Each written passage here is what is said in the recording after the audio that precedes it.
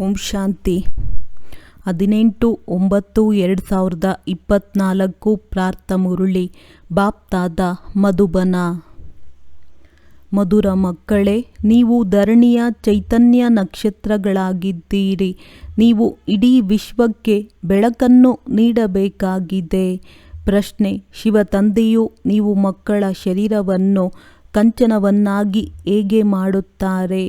ಉತ್ತರ: ಬ್ರಹ್ಮ ತಾಯಿಯ ಮೂಲಕ ನಿಮಗೆ ಜ್ಞಾನದ ಪಾಲನೆ ಕೊಡಿಸಿ ನಿಮ್ಮ ಕಾಯವನ್ನು ಕಂಚನವನ್ನಾಗಿ ಮಾಡುತ್ತಾರೆ. ಆದ್ದರಿಂದ ಅವರ ಮಹಿಮೆಯಲ್ಲಿ ತ್ವಮೇವ ಮಾತಶ್ಚ ಪಿತಾ ಎಂದು ಹಾಡುತ್ತಾರೆ. ಈಗ ನೀವು ಬ್ರಹ್ಮ ತಾಯಿಯ ಮೂಲಕ ಜ್ಞಾನದ ಹಾಲನ್ನು ಕುಡಿಯುತ್ತಿದ್ದೀರಿ. ಇದರಿಂದ ನಿಮ್ಮ ಎಲ್ಲ ಪಾಪಗಳು ಪರಿಹಾರವಾಗುತ್ತದೆ, ಕಂಚನವಾಗಿ ಬಿಡುತ್ತೀರಿ. ಓಂ ಶಾಂತಿ. ಆತ್ಮಿಕ ತಂದೆಯು ಕುಳಿತು ತಿಳಿಸುತ್ತಾರೆ, ಹೇಗೆ ಆಕಾಶದಲ್ಲಿ ನಕ್ಷತ್ರಗಳಿವೆ ಹಾಗೆಯೇ ನೀವು ಮಕ್ಕಳು ಧರಣಿಯ ನಕ್ಷತ್ರಗಳಾಗಿದ್ದೀರಿ. ನಕ್ಷತ್ರಗಳನ್ನು ದೇವತೆಗಳೆಂದು ಕರೆಯುತ್ತಾರೆ. ವಾಸ್ತವದಲ್ಲಿ ಅವು ದೇವತೆಗಳಲ್ಲ. ನೀವು ಅವುಗಳಿಗಿಂತಲೂ ಮಹಾನ್ ಶಕ್ತಿಶಾಲಿಗಳಾಗಿದ್ದೀರಿ, ಏಕೆಂದರೆ ನೀವು ಆತ್ಮ ನಕ್ಷತ್ರಗಳ ಈ ವಿಶ್ವವನ್ನು ಪ್ರಕಾಶವನ್ನಾಗಿ ಮಾಡುತ್ತೀರಿ. ನೀವೇ ದೇವತೆಯಾಗುವವರಿದ್ದೀರಿ. ನಿಮ್ಮದೇ ಉತ್ಥಾನ ಹಾಗೂ ಪತನವಾಗುತ್ತದೆ. ಆ ನಕ್ಷತ್ರಗಳಂತೂ ಕೇವಲ ಈ ಸೃಷ್ಟಿ ನಾಟಕದ ರಂಗಮಂಚಕ್ಕೆ ಬೆಳಕನ್ನು ಕೊಡುತ್ತವೆ. ಅದಕ್ಕೆ ದೇವತೆ ಎಂದು ಹೇಳುವುದಿಲ್ಲ. ದೇವತೆಗಳಾಗುತ್ತಿದ್ದೀರಿ. ನೀವು ಇಡೀ ವಿಶ್ವವನ್ನು ಬೆಳಗುವವರಾಗಿದ್ದೀರಿ. ಈಗ ಇಡೀ ವಿಶ್ವದಲ್ಲಿ ಘೋರ ಅಂಧಕಾರವಿದೆ. ಪತಿತರಾಗಿ ಬಿಟ್ಟಿದ್ದಾರೆ. ಈಗ ತಂದೆಯು ನೀವು ಮಧುರಾತಿ ಮಧುರ ಮಕ್ಕಳನ್ನು ದೇವತೆಗಳನ್ನಾಗಿ ಮಾಡುತ್ತಾರೆ. ಮನುಷ್ಯರು ಎಲ್ಲವನ್ನು ದೇವತೆಗಳೆಂದು ತಿಳಿಯುತ್ತಾರೆ. ಸೂರ್ಯನಿಗೂ ದೇವತೆ ಎಂದು ಹೇಳಿಬಿಡುತ್ತಾರೆ. ಕೆಲವೊಂದೆಡೆ ಸೂರ್ಯನ ಬಾವುಟವನ್ನು ಹಾಕುತ್ತಾರೆ. ತಮ್ಮನ್ನು ಸೂರ್ಯ ವಂಶಿಗಳೆಂದು ಕರೆಸಿಕೊಳ್ಳುತ್ತಾರೆ. ವಾಸ್ತವದಲ್ಲಿ ನೀವು ಸೂರ್ಯ ವಂಶೀಯರಾಗಿದ್ದೀರಲ್ಲವೇ? ತಂದೆಯು ಬಂದು ತಿಳಿಸುತ್ತಾರೆ, ಭಾರತದಲ್ಲಿ ಘೋರ ಅಂಧಕಾರವಿದೆ. ಈಗ ಭಾರತದಲ್ಲಿಯೇ ಪ್ರಕಾಶತೆಯು ಬೇಕು. ತಂದೆಯು ನೀವು ಮಕ್ಕಳಿಗೆ ಜ್ಞಾನ ಅಂಜನವನ್ನು ಕೊಟ್ಟಿದ್ದಾರೆ. ನೀವು ಅಜ್ಞಾನ ನಿದ್ರೆಯಲ್ಲಿ ಮಲಗಿದ್ದೀರಿ. ಈಗ ತಂದೆಯು ಬಂದು ಪುನಃ ಜಾಗೃತಗೊಳಿಸುತ್ತಾರೆ ಮತ್ತು ತಿಳಿಸುತ್ತಾರೆ, ನಾಟಕದ ಯೋಜನೆಯ ಅನುಸಾರ ಕಲ್ಪ ಪುರುಷೋತ್ತಮ ಸಂಗಮ ಯುಗದಲ್ಲಿ ನಾನು ಪುನಃ ಬರುತ್ತೇನೆ. ಈ ಪುರುಷೋತ್ತಮ ಸಂಗಮ ಯುಗವು ಯಾವುದೇ ಶಾಸ್ತ್ರದಲ್ಲಿಲ್ಲ. ಈ ಯುಗವನ್ನು ಈಗ ನೀವು ಮಕ್ಕಳೇ ಅರಿತುಕೊಂಡಿದ್ದೀರಿ. ಈಗ ನೀವು ನಕ್ಷತ್ರಗಳು, ನಂತರ ನೀವೇ ದೇವತೆಗಳಾಗುತ್ತೀರಿ. ನಕ್ಷತ್ರ ದೇವತಾಯ ನಮಃ ಎಂದು ನಿಮಗೆ ಹೇಳುತ್ತಾರೆ. ನಕ್ಷತ್ರ ದೇವತಾಯ ನಮಃ ಎಂದು ನಿಮಗೆ ಹೇಳುತ್ತಾರೆ. ಈಗ ನೀವು ಪೂಜಾರಿಗಳಿಂದ ಪೂಜ್ಯರಾಗುತ್ತೀರಿ. ಸತ್ಯಯುಗದಲ್ಲಿ ನೀವು ಪೂಜ್ಯರಾಗುತ್ತೀರಿ. ಇದು ಸಹ ತಿಳಿದುಕೊಳ್ಳುವ ಮಾತಾಗಿದೆಯಲ್ಲವೇ? ಇದಕ್ಕೆ ಆತ್ಮಿಕ ವಿದ್ಯೆ ಎಂದು ಹೇಳಲಾಗುತ್ತದೆ. ಎಂದು ಯಾರದ್ದೂ ಜಗಳವಾಗುವುದಿಲ್ಲ, ಯುದ್ಧವಾಗುವುದಿಲ್ಲ. ಶಿಕ್ಷಕರು ಸಾಧಾರಣ ರೀತಿಯಿಂದ ಓದಿಸುತ್ತಾರೆ. ಮಕ್ಕಳು ಸಹ ಸಾಧಾರಣ ರೀತಿಯಲ್ಲಿ ಓದುತ್ತೀರಿ. ಇದರಲ್ಲಿ ಎಂದೂ ಯಾರಿಗೂ ಜಗಳ ಕಲಹದ ಮಾತಿಲ್ಲ. ನಾನು ಭಗವಂತನಾಗಿದ್ದೇನೆ ಎಂದು ಈ ಬ್ರಹ್ಮರವರು ಸಹ ಹೇಳುವುದಿಲ್ಲ. ನೀವು ಮಕ್ಕಳು ತಿಳಿದುಕೊಂಡಿದ್ದೀರಿ. ಓದಿಸುವವರು ನಿರಾಕಾರ ಶಿವತಂದೆಯಾಗಿದ್ದಾರೆ. ಇವರಿಗೆ ತಮ್ಮ ಶರೀರವಿಲ್ಲ. ನಾನು ಈ ರಥವನ್ನು ಲೋನ್ ಆಗಿ ಪಡೆಯುತ್ತೀನೆಂದು ಹೇಳುತ್ತಾರೆ. ಇವರಿಗೆ ಭಗೀರಥನೆಂದು ಹೇಗೆ ಹೇಳುತ್ತಾರೆ? ಏಕೆಂದರೆ ಬಹಳ ಭಾಗ್ಯಶಾಲಿ ರಥವಾಗಿದ್ದಾರೆ. ಇವರೇ ಮತ್ತೆ ವಿಶ್ವದ ಮಾಲೀಕನಾಗುತ್ತಾರೆ. ಅಂದರೆ ಭಗೀರಥನಾದರಲ್ಲವೇ? ಆದುದರಿಂದ ಎಲ್ಲದರ ಅರ್ಥವನ್ನು ತಿಳಿಯಬೇಕಲ್ಲವೇ? ಇದು ಎಲ್ಲದಕ್ಕಿಂತ ದೊಡ್ಡ ವಿದ್ಯೆಯಾಗಿದೆ. ಪ್ರಪಂಚದಲ್ಲಿ ಅಸತ್ಯವೇ ಅಸತ್ಯವಿದೆ. ಗಾದೆ ಮಾತಿದೆಯಲ್ಲವೇ? ಸತ್ಯದ ದೋಣಿಯು ಅಲುಗಾಡುತ್ತದೆ, ಆದರೆ ಮುಳುಗುವುದಿಲ್ಲ. ಇತ್ತೀಚೆಗಂತೂ ಅನೇಕ ಪ್ರಕಾರದ ಭಗವಂತರಾಗಿದ್ದಾರೆ. ತಮ್ಮನ್ನು ಭಗವಂತನೆಂದು ಹೇಳಿಕೊಳ್ಳುವುದನ್ನು ಹೋಗಲಿ ಬಿಡಿ ಅಂದುಕೊಂಡರೆ ಕಲ್ಲು ಮುಳ್ಳು ಎಲ್ಲದಕ್ಕೂ ಹೇಳುತ್ತಾರೆ. ಭಗವಂತನನ್ನು ಎಷ್ಟೊಂದು ನಿಂದನೆ ಮಾಡುತ್ತಾರೆ. ತಂದೆಯು ಕುಳಿತು ತಿಳಿಸುತ್ತಾರೆ. ಹೇಗೆ ಲೌಕಿಕ ತಂದೆಯೂ ಸಹ ಮಕ್ಕಳಿಗೆ ತಿಳಿಸುತ್ತಾರೆ. ಆದರೆ ಆ ಲೌಕಿಕ ತಂದೆಯು ತಂದೆ, ಶಿಕ್ಷಕ ಮತ್ತು ಸದ್ಗುರು ಒಬ್ಬರೇ ಆಗಿರುವುದಿಲ್ಲ. ಮೊದಲು ತಂದೆಯ ಬಳಿ ಜನ್ಮ ಪಡೆಯುತ್ತಾರೆ. ನಂತರ ಸ್ವಲ್ಪ ದೊಡ್ಡವರಾದ ಮೇಲೆ ಓದಿಸಲು ಶಿಕ್ಷಕರು ಬೇಕು ಮತ್ತು ಓದಿದ ನಂತರ ಗುರುಗಳು ಬೇಕು.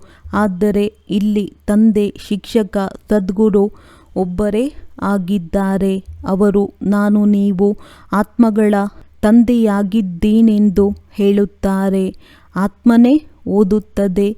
ಆತ್ಮಕ್ಕೆ ಆತ್ಮವೆಂದು ಹೇಳಲಾಗುತ್ತದೆ. ಬಾಕಿ ಶರೀರಗಳಿಗೆ ಅನೇಕ ಹೆಸರುಗಳಿವೆ. ವಿಚಾರ ಮಾಡಿ, ಇದು ಬೇಅದ್ದಿನ ನಾಟಕವಾಗಿದೆ. ಏನು ಮಾಡಲ್ಪಟ್ಟಿದೆಯೋ ಅದೇ ನಡೆಯುತ್ತಿದೆ. ಯಾವುದೇ ಹೊಸ ಮಾತಿಲ್ಲ. ಇದು ಅನಾದಿ ಮಾಡಲ್ಪಟ್ಟ ನಾಟಕವಾಗಿದೆ. ತಿರುಗುತ್ತಿರುತ್ತದೆ. ಆತ್ಮಗಳು ಪಾತ್ರಧಾರಿಗಳಾಗಿದ್ದಾರೆ. ಆತ್ಮಗಳು ಎಲ್ಲಿರುತ್ತಾರೆ? ನಾವು ನಮ್ಮ ಮನೆ ಪರಮಧಾಮದಲ್ಲಿರುತ್ತೇವೆ. ನಂತರ ನಾವಿಲ್ಲಿ ಬೇಅದ್ದಿನ ಪಾತ್ರವನ್ನಭಿನಯಿಸಲು ಬರುತ್ತೇವೆಂದು ಹೇಳುತ್ತೀರಿ. ತಂದೆಯಂತೂ ಸದಾ ಪರಮಧಾಮದಲ್ಲಿಯೇ ಇರುತ್ತಾರೆ. ಅವರು ಪುನರ್ಜನ್ಮದಲ್ಲಿ ಬರುವುದಿಲ್ಲ. ಈಗ ನಿಮಗೆ ರಚಯಿತ ತಂದೆಯು ತನ್ನ ಮತ್ತು ರಚನೆಯ ಸಾರವನ್ನು ತಿಳಿಸಿಕೊಡುತ್ತಾರೆ. ಸ್ವದರ್ಶನ ಚಕ್ರಧಾರಿ ಮಕ್ಕಳೇ ಎಂದು ನಿಮಗೆ ಹೇಳುತ್ತಾರೆ. ಇದರ ಅರ್ಥವನ್ನು ಮತ್ಯಾರೂ ಅರಿತುಕೊಳ್ಳುವುದಿಲ್ಲ. ಏಕೆಂದರೆ ಸ್ವದರ್ಶನ ಚಕ್ರಧಾರಿಯು ವಿಷ್ಣುವಾಗಿದ್ದಾರೆ. ಇವರು ಮತ್ತೆ ಮನುಷ್ಯರಿಗೆ ಏಕೆ ಹೇಳುತ್ತಾರೆ ಎಂದು ತಿಳಿಯುತ್ತಾರೆ. ಈಗ ನೀವು ತಿಳಿದುಕೊಂಡಿದ್ದೀರಿ. ಶೂದ್ರರಾಗಿದ್ದಾಗ ಮನುಷ್ಯರಾಗಿದ್ದೀರಿ. ಈಗ ಬ್ರಾಹ್ಮಣರಾಗಿದ್ದೀರಿ. ಮತ್ತೆ ದೇವತೆಗಳಾಗುತ್ತೀರೆಂದರೂ ಸಹ ಮನುಷ್ಯರಾಗಿಯೇ ಇರುತ್ತೀರಿ. ಆದರೆ ಗುಣಗಳು ಬದಲಾಗುತ್ತವೆ. ರಾವಣನು ಬಂದಾಗ ನಿಮ್ಮ ನಡವಳಿಕೆಯು ಎಷ್ಟು ಕೆಟ್ಟು ಹೋಗುತ್ತದೆ. ಸತ್ಯಯುಗದಲ್ಲಿ ಈ ವಿಕಾರಗಳು ಇರುವುದಿಲ್ಲ. ಶಿವತಂದೆ ಅಮರ ಕತೆ ಹೇಳುತ್ತಿದ್ದಾರೆ. ಭಕ್ತಿ ಮಾರ್ಗದಲ್ಲಿ ನೀವು ಎಷ್ಟೊಂದು ಕತೆಗಳನ್ನು ಕೇಳಿರುತ್ತೀರಿ. ಅಮರನಾಥನು ಪಾರ್ವತಿಗೆ ಕಥೆಯನ್ನು ತಿಳಿಸಿದರೆಂದು ಹೇಳುತ್ತಾರೆ. ಈಗ ಆ ಮನುಷ್ಯರಿಗೆ ಶಂಕರ ಮನುಷ್ಯ ತಿಳಿಸುತ್ತಾರಲ್ಲವೇ? ಶಿವನು ಹೇಗೆ ತಿಳಿಸುತ್ತಾರೆ ಅದನ್ನು ಕೇಳಲು ಎಷ್ಟೊಂದು ಮನುಷ್ಯರು ಹೋಗುತ್ತಾರೆ. ಶಿವನು ಹೇಗೆ ತಿಳಿಸುತ್ತಾರೆ ಅದನ್ನು ಕೇಳಲು ಎಷ್ಟೊಂದು ಮನುಷ್ಯರು ಹೋಗುತ್ತಾರೆ. ಈ ಭಕ್ತಿ ಮಾರ್ಗದ ಮಾತುಗಳನ್ನು ತಂದೆಯು ಕುಳಿತು ತಿಳಿಸುತ್ತಾರೆ. ಭಕ್ತಿಯು ಕೆಟ್ಟದೆಂದು ತಂದೆಯು ಹೇಳುವುದಿಲ್ಲ. ಇದಂತೂ ನಾಟಕವು ಅನಾದಿಯಾಗಿದೆ. ಇದರ ಬಗ್ಗೆ ತಿಳಿಸಲಾಗುತ್ತದೆ. ಈಗ ತಂದೆಯು ತಿಳಿಸುತ್ತಾರೆ. ಮೊದಲನೆಯದಾಗಿ ತನ್ನನ್ನು ಆತ್ಮನೆಂದು ತಿಳಿಯಿರಿ. ಮೂಲ ಮಾತೇನೆಂದರೆ ಭಗವಾನುವಾಚ ಮನ್ಮನಾಭವ. ಇದರ ಅರ್ಥವೇನು? ಇದನ್ನು ತಂದೆಯು ಕುಳಿತು ಮುಖದಿಂದ ತಿಳಿಸುತ್ತಾರೆ. ಆದ್ದರಿಂದ ಇದು ಗೋಮುಖವಾಗಿದೆ. ಇದನ್ನೂ ತಿಳಿಸಿದ್ದಾರೆ. ತ್ವಮೇವ ಮಾತಶ್ಚ ಪಿತಾ ಅವರಿಗೆ ಹೇಳುತ್ತಾರೆ. ಅಂದಾಗ ತಂದೆಯು ಈ ಬ್ರಹ್ಮ ತಾಯಿಯ ಮೂಲಕ ನಿಮ್ಮನ್ನು ದತ್ತು ಮಾಡಿಕೊಂಡಿದ್ದಾರೆ. ಶಿವ ತಂದೆಯು ತಿಳಿಸುತ್ತಾರೆ, ನಾನು ಈ ಮುಖದ ಮೂಲಕ ನೀವು ಮಕ್ಕಳಿಗೆ ಜ್ಞಾನದ ಹಾಲನ್ನು ಕುಡಿಸುತ್ತೇನೆ. ಇದರಿಂದ ನಿಮ್ಮ ಪಾಪಗಳೆಲ್ಲವೂ ಭಸ್ಮವಾಗಿ ನೀವು ಆತ್ಮ ಕಂಚನದಂತೆ ಆಗುತ್ತೀರಿ. ಅಂದಾಗ ಕಾಯವು ಕಂಚನವಾದುದೇ ಸಿಗುತ್ತದೆ. ಆತ್ಮಗಳು ಸಂಪೂರ್ಣ ಪವಿತ್ರ ಕಂಚನವಾಗಿ ಬಿಡುತ್ತಾರೆ. ನಂತರ ನಿಧಾನವಾಗಿ ಏಣಿಯನ್ನಿಳಿಯುತ್ತಾರೆ. ಈಗ ನೀವು ಅರಿತುಕೊಂಡಿದ್ದೀರಿ. ನಾವು ಆತ್ಮಗಳೂ ಸಹ ಕಂಚನವಾಗಿದ್ದೆವು. ಶರೀರವು ಕಂಚನ ಸ್ವಸ್ಥವಾಗಿತ್ತು. ಮತ್ತೆ ಡ್ರಾಮಾ ಅನುಸಾರ ನಾವು 84 ಜನ್ಮಗಳ ಚಕ್ರದಲ್ಲಿ ಬಂದಿದ್ದೇವೆ. ಈಗ ಕಂಚನವಿಲ್ಲ. ಈಗಂತೂ ಆತ್ಮವು ಕೇವಲ 9 ಕ್ಯಾರೆಟ್ನಷ್ಟು ಶಕ್ತಿ ಇದೆ ಎಂದು ಹೇಳಬಹುದು. ಇನ್ನು ಸ್ವಲ್ಪ % ಮಾತ್ರವೇ ಉಳಿದಿದೆ. ಪೂರ್ಣ ಪ್ರಾಯಲೋಪವೆಂದು ಹೇಳುವುದಿಲ್ಲ. ಅಲ್ಪ ಸ್ವಲ್ಪ ಶಾಂತಿ ಇರುತ್ತದೆ. ತಂದೆಯು ಈ ಚಿಹ್ನೆಯನ್ನು ತೋರಿಸಿದ್ದಾರೆ. ಲಕ್ಷ್ಮೀ ನಾರಾಯಣರ ಚಿತ್ರವು ನಂಬರ್ 1 ಆಗಿದೆ. ಈಗ ನಿಮ್ಮ ಬುದ್ಧಿಯಲ್ಲಿ ಪೂರ್ಣ ಚಕ್ರವು ಬಂದು ಬಿಟ್ಟಿದೆ. ತಂದೆಯ ಪರಿಚಯವೂ ಬಂದು ಬಿಟ್ಟಿದೆ. ಈಗ ನಿಮ್ಮ ಕಾಯವು ಪೂರ್ಣ ಕಂಚನವಾಗಿಲ್ಲ. ಆದರೆ ತಂದೆಯ ಪರಿಚಯವಂತೂ ಬುದ್ಧಿಯಲ್ಲಿದೆಯಲ್ಲವೇ. ತಂದೆಯು ಕಂಚನವಾಗುವ ಯುಕ್ತಿಯನ್ನು ತಿಳಿಸುತ್ತಾರೆ. ಆತ್ಮದಲ್ಲಿ ಇರುವಂತಹ ತುಕ್ಕು ಹೇಗೆ ಬಿಟ್ಟು ಹೋಗುವುದೋ ಅದಕ್ಕಾಗಿ ನೆನಪಿನ ಯಾತ್ರೆಯೂ ಬೇಕು. ಇದಕ್ಕೆ ಯುದ್ಧದ ಮೈದಾನವೆಂದು ಹೇಳಲಾಗುತ್ತದೆ. ನೀವು ಪ್ರತಿಯೊಬ್ಬರೂ ಒಂಟಿಯಾಗಿ ಯುದ್ಧದ ಮೈದಾನದಲ್ಲಿ ಸಿಪಾಯಿಗಳಾಗಿದ್ದೀರಿ. ಈಗ ಪ್ರತಿಯೊಬ್ಬರೂ ಎಷ್ಟು ಸಾಧ್ಯವೋ ಅಷ್ಟು ಪುರುಷಾರ್ಥ ಮಾಡಿ. ಪುರುಷಾರ್ಥ ಮಾಡುವುದಂತೂ ವಿದ್ಯಾರ್ಥಿಯ ಕೆಲಸವಾಗಿದೆ.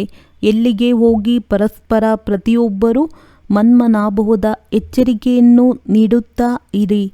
ಶಿವತಂದೆಯ ನೆನಪಿದೆಯೇ? ಒಬ್ಬರು ಇನ್ನೊಬ್ಬರಿಗೆ ಇದೇ ನೆನಪು ತರಿಸಬೇಕಾಗಿದೆ. ತಂದೆಯ ವಿದ್ಯೆಯಲ್ಲಿ ಚಮತ್ಕಾರವಿದೆ. ಆದ್ದರಿಂದ 1 ಸೆಕೆಂಡಿನಲ್ಲಿ ಕಾಯವು ಕಂಚನವಾಗಿ ಬಿಡುತ್ತದೆ. ವಿಶ್ವದ ಮಾಲೀಕರನ್ನಾಗಿ ಮಾಡುತ್ತೇನೆ. ತಂದೆಯ ಮಕ್ಕಳಾಗುವುದು ಎಂದರೆ ವಿಶ್ವದ ಮಾಲೀಕರಾಗಿ ಬಿಟ್ಟಿರಿ. ನಂತರ ವಿಶ್ವದ ರಾಜ್ಯಭಾಗ್ಯ, ಅದರಲ್ಲಿ ಶ್ರೇಷ್ಠ ಪದವಿಯನ್ನು ಪಡೆಯುವುದೇ ಪುರುಷಾರ್ಥ ಮಾಡುವುದಾಗಿದೆ. ಆದರೆ ಸೆಕೆಂಡಿನಲ್ಲಿ ಜೀವನ್ಮುಕ್ತಿ ಸರಿಯಲ್ಲವೇ? ಪುರುಷಾರ್ಥ ಮಾಡುವುದು ಪ್ರತಿಯೊಬ್ಬರ ಮೇಲಿದೆ. ನೀವು ತಂದೆಯನ್ನು ನೆನಪು ಮಾಡುತ್ತಾ ಇರಿ. ಆಗ ಆತ್ಮವು ಪವಿತ್ರವಾಗಿ ಬಿಡುವುದು. ಸತೋಪ್ರಧಾನರಾಗಿ ಸತೋಪ್ರಧಾನ ಪ್ರಪಂಚದ ಮಾಲೀಕರಾಗಿ ಬಿಡುತ್ತೀರಿ.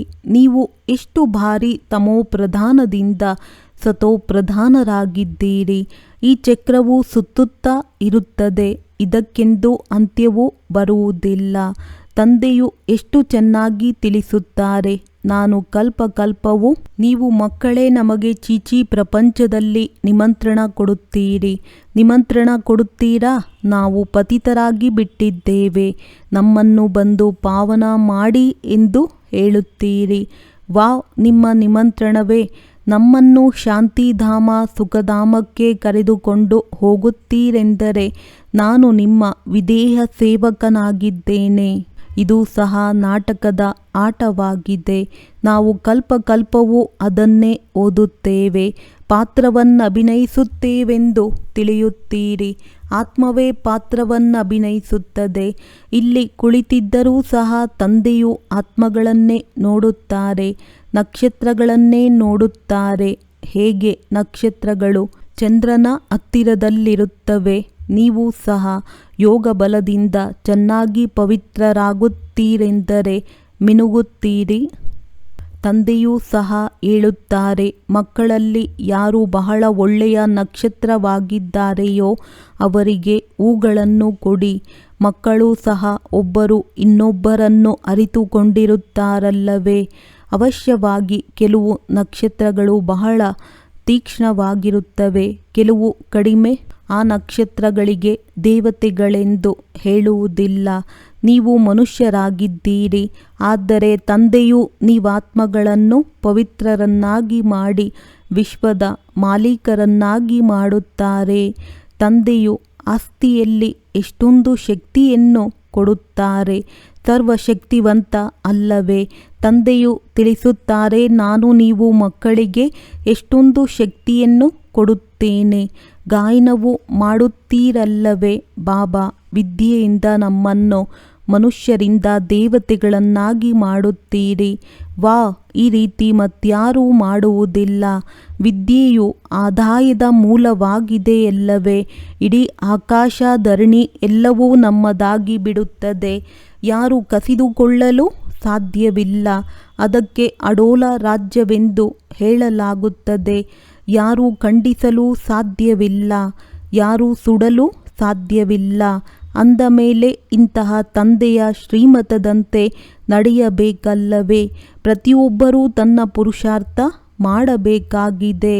ಮಕ್ಕಳು ಚಿತ್ರದ ಮೂಲಕ ತಮ್ಮ ಜೊತೆಗಾರರಿಗೆ ತಿಳಿಸಬೇಕೆಂದು ಮ್ಯೂಸಿಯಂ ಇತ್ಯಾದಿಗಳನ್ನು ಮಾಡಿಸುತ್ತೀರಿ. ತಂದೆಯು ಸಲಹೆ ನೀಡುತ್ತಿರುತ್ತಾರೆ.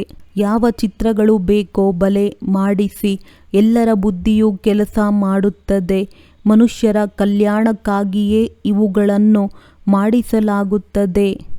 ನಿಮಗೆ ತಿಳಿದಿದೆ, ಸೇವಾ ಕೇಂದ್ರಕ್ಕೆ ಯಾರಾದರೂ ಬಂದರೆ ಇಂತಹ ಯಾವ ಯುಕ್ತಿಯನ್ನು ರಚಿಸಬೇಕೋ ಅವರು ತಾವೇ ಮಿಠಾಯಿಯನ್ನು ಟೋಲಿ ತೆಗೆದುಕೊಳ್ಳಲು ಬರುವಂತಿರಬೇಕು. ಯಾರಾದರೂ ಮಿಠಾಯಿಯು ಬಹಳ ಚೆನ್ನಾಗಿರುತ್ತದೆ ಎಂದರೆ ಅದರ ಜಾಹೀರಾತು ಬಂದು ಬಿಡುತ್ತದೆ. ಇಂಥವರ ಅಂಗಡಿಗೆ ಹೋಗಿ ಎಂದು ಎಲ್ಲರೂ ಒಬ್ಬರು ಇನ್ನೊಬ್ಬರಿಗೆ ಹೇಳುತ್ತಾರೆ. ಇದಂತೂ ಬಹಳ ಒಳ್ಳೆಯ ನಂಬರ್ 1 ಮಿಠಾಯಿಯಾಗಿದೆ. ಇಂತಹ ಮಿಠಾಯಿಯನ್ನು ಯಾರೂ ಕೊಡಲು ಸಾಧ್ಯವಿಲ್ಲ. ಒಬ್ಬರು ನೋಡಿಕೊಂಡು ಹೋಗುತ್ತಾರೆಂದರೆ ಅನ್ಯರಿಗೂ ತಿಳಿಸುತ್ತಾರೆ. ಇಡೀ ಭಾರತವನ್ನು ಹೇಗೆ ಸ್ವರ್ಣಿಮ ಯುಗದಲ್ಲಿ ತರುವುದು ಎಂದು ವಿಚಾರವಂತೂ ನಡೆಯುತ್ತದೆ. ಅದಕ್ಕಾಗಿ ಎಷ್ಟೊಂದು ತಿಳಿಸುತ್ತಾರೆ. ಆದರೆ ಕಲ್ಲು ಬುದ್ಧಿಯವರಾಗಿದ್ದರೆ ಪರಿಶ್ರಮವಾಗುತ್ತದೆ. ಬೇಟೆ ಮಾಡುವುದನ್ನು ಕಲಿಯಬೇಕಲ್ಲವೇ? ಮೊಟ್ಟಮೊದಲು ಚಿಕ್ಕ ಚಿಕ್ಕ ಬೇಟೆಯಾಡುವುದನ್ನು ಕಲಿಯಬೇಕು. ದೊಡ್ಡ ಬೇಟೆಗಂತೂ ಶಕ್ತಿಯೂ ಬೇಕಲ್ಲವೇ? ಎಷ್ಟು ದೊಡ್ಡ ದೊಡ್ಡ ವಿದ್ವಾಂಸ ಪಂಡಿತರಿದ್ದಾರೆ, ವೇದಶಾಸ್ತ್ರಗಳನ್ನು ಓದಿದ್ದಾರೆ. ಮೊಟ್ಟಮೊದಲು ಚಿಕ್ಕ ಚಿಕ್ಕ ಬೇಟೆಯಾಡುವುದನ್ನು ಕಲಿಯಬೇಕು. ದೊಡ್ಡ ಬೇಟೆಗಂತೂ ಶಕ್ತಿಯೂ ಬೇಕಲ್ಲವೇ? ಎಷ್ಟು ದೊಡ್ಡ ದೊಡ್ಡ ವಿದ್ವಾಂಸ ಪಂಡಿತರಿದ್ದಾರೆ, ವೇದಶಾಸ್ತ್ರಗಳನ್ನು ಓದಿದ್ದಾರೆ. ತಮ್ಮನ್ನು ಎಷ್ಟು ದೊಡ್ಡ ಅಥಾರಿಟಿ ಎಂದು ತಿಳಿಯುತ್ತಾರೆ. ಕಾಶಿಯಲ್ಲಿ ಅವರಿಗೆ ಎಷ್ಟು ದೊಡ್ಡ ದೊಡ್ಡ ಬಿರುದುಗಳು ಸಿಗುತ್ತವೆ. ಆದ್ದರಿಂದಲೇ ತಂದೆಯು ತಿಳಿಸುತ್ತಾರೆ, ಮೊಟ್ಟಮೊದಲು ಕಾಶಿಯಲ್ಲಿ ಸೇವೆಯ ಮುತ್ತಿಗೆ ಹಾಕಿ ದೊಡ್ಡ ದೊಡ್ಡ ವ್ಯಕ್ತಿಗಳ ಬಾಯಿಯಿಂದ ಬಂದಾಗ ಅನ್ಯರು ಕೇಳುತ್ತಾರೆ. ಚಿಕ್ಕವರ ಮಾತನ್ನು ಯಾರೂ ಕೇಳುವುದಿಲ್ಲ. ತಮ್ಮನ್ನು ಶಾಸ್ತ್ರಗಳ ಅಥಾರಿಟಿ ಎಂದು ತಿಳಿದುಕೊಳ್ಳುವಂತಹ ಹುಲಿಯಂತಹ ಮನುಷ್ಯರಿಗೆ ತಿಳಿಸಬೇಕು. ಶಿವ ತಂದೆಗೂ ಇಷ್ಟು ದೊಡ್ಡ ಬಿರುದುಗಳಿಲ್ಲ. ಅಷ್ಟು ದೊಡ್ಡ ದೊಡ್ಡ ಬಿರುದುಗಳನ್ನು ಅವರಿಗೆ ಕೊಡುತ್ತಾರೆ. ಈಗ ಭಕ್ತಿ ಮಾರ್ಗ ರಾಜ್ಯವಿದೆಯಲ್ಲವೇ? ಈಗ ಜ್ಞಾನ ಮಾರ್ಗದ ರಾಜ್ಯವಾಗುತ್ತದೆ. ಜ್ಞಾನದಲ್ಲಿ ಭಕ್ತಿ ಇರುವುದಿಲ್ಲ. ಭಕ್ತಿಯಲ್ಲಿ ಮತ್ತೆ ಜ್ಞಾನ ಸ್ವಲ್ಪವೂ ಇರುವುದಿಲ್ಲ. ಆದ್ದರಿಂದ ಇದನ್ನು ತಂದೆಯು ತಿಳಿಸುತ್ತಾರೆ. ತಂದೆಯು ನಕ್ಷತ್ರಗಳು ಕುಳಿತಿದ್ದಾರೆ ಎನ್ನುವ ರೀತಿಯಲ್ಲಿ ನೋಡುತ್ತಾರೆ. ದೇಹದ ಪರಿವೆಯನ್ನು ಬಿಟ್ಟು ಬಿಡಬೇಕಾಗಿದೆ. ಹೇಗೆ ಮೇಲೆ ನಕ್ಷತ್ರಗಳು ಮಿನುಗುತ್ತಿರುತ್ತವೆಯೋ ಹಾಗೆಯೇ ಇಲ್ಲಿಯೂ ಸಹ ಆತ್ಮರೂಪಿ ನಕ್ಷತ್ರಗಳು ಮಿನುಗುತ್ತಿದ್ದೀರಿ. ಕೆಲವರು ಬಹಳ ತೀಕ್ಷ್ಣತೆಯನ್ನು ಹೊಂದಿದ್ದೀರಿ. ಇವರು ಧರಣಿಯ ನಕ್ಷತ್ರಗಳು. ಇವರಿಗೆ ದೇವತೆಗಳೆಂದು ಹೇಳಲಾಗುತ್ತದೆ. ಇದು ಎಷ್ಟು ದೊಡ್ಡ ಬೇಹದ್ದಿನ ರಂಗಮಂಟಪವಾಗಿದೆ. ತಂದೆಯು ತಿಳಿಸುತ್ತಾರೆ, ಅದು ಹದ್ದಿನ ದಿನ ಮತ್ತು ರಾತ್ರಿಯಾಗಿದೆ. ಇದು ಅರ್ಧ ಕಲ್ಪದ ರಾತ್ರಿ, ಅರ್ಧ ಕಲ್ಪದ ಬೇಹದ್ದಿನ ದಿನ ಮಾತಾಗಿದೆ. ದಿನದಲ್ಲಿ ಸುಖವೇ ಸುಖವಿರುತ್ತದೆ. ಇಲ್ಲಿ ಎಲ್ಲಿಯೂ ಪೆಟ್ಟನ್ನು ತಿನ್ನುವ ಅವಶ್ಯಕತೆ ಇಲ್ಲ. ಜ್ಞಾನದಲ್ಲಿ ಸುಖವಿದೆ, ಭಕ್ತಿಯಲ್ಲಿ ದುಃಖವಿದೆ. ಸತ್ಯಯುಗದಲ್ಲಿ ದುಃಖದ ಹೆಸರಿರುವುದಿಲ್ಲ. ಅಲ್ಲಿ ಮೃತ್ಯುವಿರುವುದಿಲ್ಲ. ನೀವು ಕಾಲನ ಮೇಲೆ ಜಯ ಗಳಿಸುತ್ತೀರಿ. ಮೃತ್ಯುವಿನ ಹೆಸರೇ ಇರುವುದಿಲ್ಲ. ಅದು ಅಮರ ಲೋಕವಾಗಿದೆ. ನಿಮಗೆ ತಿಳಿದಿದೆ, ತಂದೆಯು ನಮಗೆ ಅಮರ ಲೋಕಕ್ಕಾಗಿ ಅಮರ ಕಥೆಯನ್ನು ತಿಳಿಸುತ್ತಿದ್ದಾರೆ. ಈಗ ನೀವು ಮಧುರಾತಿ ಮಕ್ಕಳಿಗೆ ಮೇಲಿನಿಂದ ಹಿಡಿದು ಪೂರ್ಣ ಚಕ್ರದ ಜ್ಞಾನವಿದೆ. ನಾವಾತ್ಮಗಳ ಮನೆಯು ಬ್ರಹ್ಮಲೋಕವಾಗಿದೆ.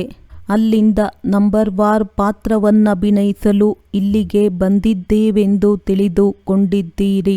ಅನೇಕ ಆತ್ಮಗಳಿದ್ದಾರೆ. ಒಬ್ಬೊಬ್ಬರನ್ನು ಕುಳಿತು ತಿಳಿಸಲಾಗುವುದಿಲ್ಲ. ಆದ್ದರಿಂದ ಸಾರ ರೂಪದಲ್ಲಿ ತಿಳಿಸುತ್ತಾರೆ.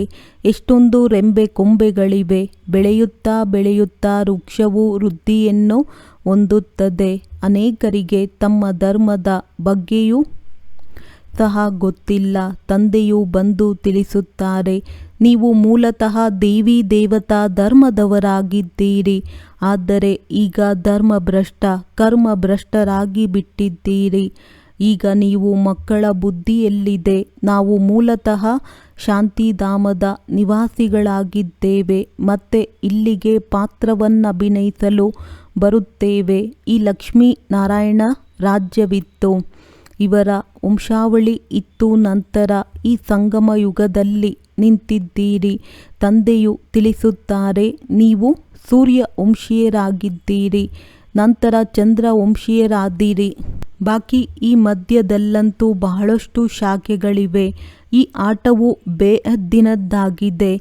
ಇದು ಎಷ್ಟು ಚಿಕ್ಕ ವೃಕ್ಷವಾಗಿದೆ, ಬ್ರಾಹ್ಮಣರ ಕುಲವಾಗಿದೆ. ಇದು ಮತ್ತೆ ಎಷ್ಟು ದೊಡ್ಡ ವೃಕ್ಷವಾಗಿ ಬಿಡುತ್ತದೆ. ಎಲ್ಲರನ್ನೂ ನೋಡಿ ಮಿಲನ ಮಾಡುವುದಕ್ಕೂ ಆಗುವುದಿಲ್ಲ. ಎಲ್ಲೆಂದರಲ್ಲಿ ಮುತ್ತಿಗೆ ಹಾಕುತ್ತಾ ಹೋಗುತ್ತಾರೆ. ತಂದೆಯು ತಿಳಿಸುತ್ತಾರೆ, ದೆಹಲಿ ಮತ್ತು ಕಾಶಿಯನ್ನು ಸೇವೆಯ ಮುತ್ತಿಗೆ ಹಾಕಿ ಇಡೀ ಪ್ರಪಂಚಕ್ಕೆ ನೀವು ಮುತ್ತಿಗೆ ಹಾಕುವವರಾಗಿದ್ದೀರಿ ಎಂದು ಹೇಳುತ್ತಾರೆ. ನೀವು ಯೋಗ ಬಲದಿಂದ ಇಡೀ ಪ್ರಪಂಚದಲ್ಲಿ ಒಂದು ರಾಜ್ಯವನ್ನು ಸ್ಥಾಪನೆ ಮಾಡುತ್ತೀರಿ. ಎಷ್ಟೊಂದು ಖುಷಿಯಾಗುತ್ತದೆ. ಕೆಲವರು ಕೆಲವೊಂದೆಡೆ ಹೋಗುತ್ತಾರೆ. ನಿಮ್ಮ ಮಾತನ್ನು ಯಾರೂ ಕೇಳುವುದಿಲ್ಲ. ಯಾವಾಗ ದೊಡ್ಡವರು ಬರುತ್ತಾರೆ, ಪತ್ರಿಕೆಗಳಲ್ಲಿ ಬರುವುದೋ ಆಗ ತಿಳಿಯುತ್ತಾರೆ. ಈಗಿನ್ನೂ ಚಿಕ್ಕ ಬೇಟೆಯಾಗುತ್ತಿದೆ. ದೊಡ್ಡ ಸಾಹುಕಾರರಂತೂ ನಮಗಾಗಿ ಇಲ್ಲಿಯೇ ಸ್ವರ್ಗವಿದೆ ಎಂದು ತಿಳಿಯುತ್ತಾರೆ. ಬಡವರೇ ಬಂದು ಆಸ್ತಿಯನ್ನು ತೆಗೆದುಕೊಳ್ಳುತ್ತಾರೆ. ಬಾಬಾ, ನೀವು ನನ್ನವರು, ನಿಮ್ಮ ವಿನಃ ನನಗೆ ಇನ್ಯಾರೂ ಇಲ್ಲ ಎಂದು ಹೇಳುತ್ತಾರೆ. ಆದರೆ ಮೋಹ ಮಮತ್ವವು ಇಡೀ ಪ್ರಪಂಚದಿಂದ ಕಳೆಯಬೇಕಲ್ಲವೇ? ಒಳ್ಳೆಯದು. ಮಧುರ ಅಗಲಿ ಹೋಗಿ ಮರಳಿ ಸಿಕ್ಕಿರುವಂತಹ ಮಕ್ಕಳ ಪ್ರತಿ ಮಾತ್ಪಿತಾ ಬಾಪ್ ತಾದಾರವರ ನೆನಪು, ಪ್ರೀತಿ ಹಾಗೂ ಸುಪ್ರಭಾತ. ಆತ್ಮೀಯ ಮಕ್ಕಳಿಗೆ ಆತ್ಮೀಯ ತಂದೆಯ ನಮಸ್ತೆ. ಧಾರಣೆಗಾಗಿ ಮುಖ್ಯ ಸಾರ. ಆತ್ಮವನ್ನು ಕಂಚನವನ್ನಾಗಿ ಮಾಡಿಕೊಳ್ಳಲು ಒಬ್ಬರು ಇನ್ನೊಬ್ಬರಿಗೆ ಎಚ್ಚರಿಸಬೇಕು. ಮನ್ಮನಾಭವದ ಸಲಹೆ ಕೊಡಬೇಕಾಗಿದೆ. ಯೋಗ ಬಲದಿಂದ ಪವಿತ್ರರಾಗಿ ಮಿನುಗುತ್ತಿರುವ ನಕ್ಷತ್ರಗಳಾಗಬೇಕಾಗಿದೆ. ಈ ಬೇಹದ್ದಿನ ಮಾಡಲ್ಪಟ್ಟಂಥ ನಾಟಕವನ್ನು ಬಹಳ ಚೆನ್ನಾಗಿ ಅರಿತುಕೊಂಡು ಸ್ವದರ್ಶನ ಚಕ್ರಧಾರಿಗಳಾಗಬೇಕು. ಜ್ಞಾನದ ಅಂಜನವನ್ನು ಕೊಟ್ಟು ಮನುಷ್ಯರನ್ನು ಅಜ್ಞಾನ ಘೋರ ಅಂಧಕಾರದಿಂದ ಬಿಡಿಸಬೇಕಾಗಿದೆ. ವರದಾನ: ಬಾಲಕ ಹಾಗೂ ಮಾಲೀಕನ ಸ್ಮೃತಿಯಿಂದ ಸರ್ವ ಖಜಾನೆಗಳನ್ನು ತಮ್ಮದನ್ನಾಗಿಸಿಕೊಳ್ಳುವವರೇ ಸ್ವರಾಜ್ಯ ಅಧಿಕಾರಿ ಭವ. ಈ ಸಮಯದಲ್ಲಿ ತಾವು ಮಕ್ಕಳು ಕೇವಲ ಬಾಲಕರಲ್ಲ, ಆದರೆ ಬಾಲಕರಿಂದ ಮಾಲೀಕರಾಗಿರುವಿರಿ. ಒಂದು ಸ್ವರಾಜ್ಯ ಅಧಿಕಾರಿ ಮಾಲೀಕ, ನಂತರ ಎರಡನೆಯದು ತಂದೆಯ ಆಸ್ತಿಗೆ ಮಾಲೀಕ. ಯಾವಾಗ ಸ್ವರಾಜ್ಯ ಅಧಿಕಾರಿಯಾಗುವಿರಿ ಆಗ ಸ್ವಯಂನ ಸರ್ವ ಕರ್ಮೇಂದ್ರಿಯ ಆದೇಶದ ಪ್ರಮಾಣ ಇರಬೇಕು. ಆದರೆ ಪ್ರತಿ ಸಮಯ ಮಾಲೀಕತನದ ಸ್ಮೃತಿಯನ್ನು ಮರೆಸಿ ತನ್ನ ವಶದಲ್ಲಿ ಮಾಡಿಕೊಳ್ಳುವಂಥದ್ದು ಈ ಮನಸ್ಸಾಗಿದೆ. ಆದ್ದರಿಂದ ಮನ್ಮನಾಭವವಾಗಿರುವುದರಿಂದ ಯಾವುದೇ ವ್ಯರ್ಥ ಮಾತಿನ ಪ್ರಭಾವ ಬೀಳುವುದಿಲ್ಲ ಮತ್ತು ಸರ್ವ ಖಜಾನೆಗಳು ನಿಮಗೆ ಅನುಭವವಾಗುವುದು. ಸ್ಲೋಗನ್: ಪರಮಾತ್ಮನ ಪ್ರೀತಿಯ ಉಯ್ಯಾಲೆಯಲ್ಲಿ ಹಾರುವ ಕಲೆಯ ಮೋಜನ್ನು ಆಚರಿಸುವುದು ಇದೇ ಎಲ್ಲಕ್ಕಿಂತ ಶ್ರೇಷ್ಠ ಭಾಗ್ಯವಾಗಿದೆ. ಒಳ್ಳೆಯದು. ಓಂ ಶಾಂತಿ.